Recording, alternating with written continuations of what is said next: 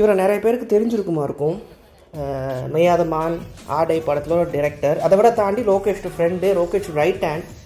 ஃபஸ்ட்லேருந்து பார்த்தீங்கன்னா அவர்கிட்ட ஃபஸ்ட்டு படத்துலேருந்து இவர் கொலாபரேட் அசோசியேட் ஆகி ஒர்க் பண்ணிகிட்டு இருக்காரு. இவர் இல்லாமல் எப்படி இப்போ திடீர்னு லோகேஷ்ட போய் உங்களுக்கு ஃபிலோமின் எடிட்டரில் அவர் எடுக்க போகிறோம் அப்படின்னா அந்த மனசு பதறுவார்.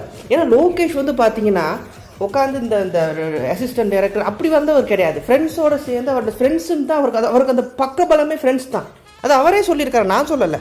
அப்படி இருக்கும்போது எதுக்காக இப்போ ரத்னகுமார் கூலி படத்துலேருந்து எடுத்தீங்க?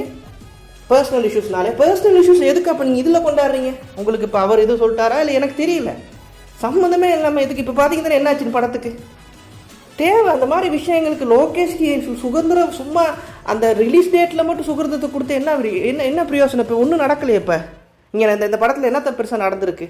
வீக்கஸ்ட் மூவி ஆஃப் லோகேஷ் இதுதான் நடந்திருக்கு.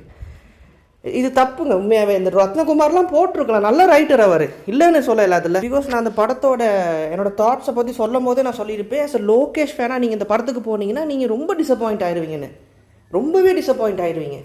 அவர்கிட்ட சிக்னேச்சர் திங்ஸ் இருக்கும் பார்த்தீங்களா, அதுவே பார்த்தீங்கன்னா இதில் போர் அடிச்சிடும். ஸோ வேறு ஒன்றும் சொல்கிறதுக்கு I really miss the Loki.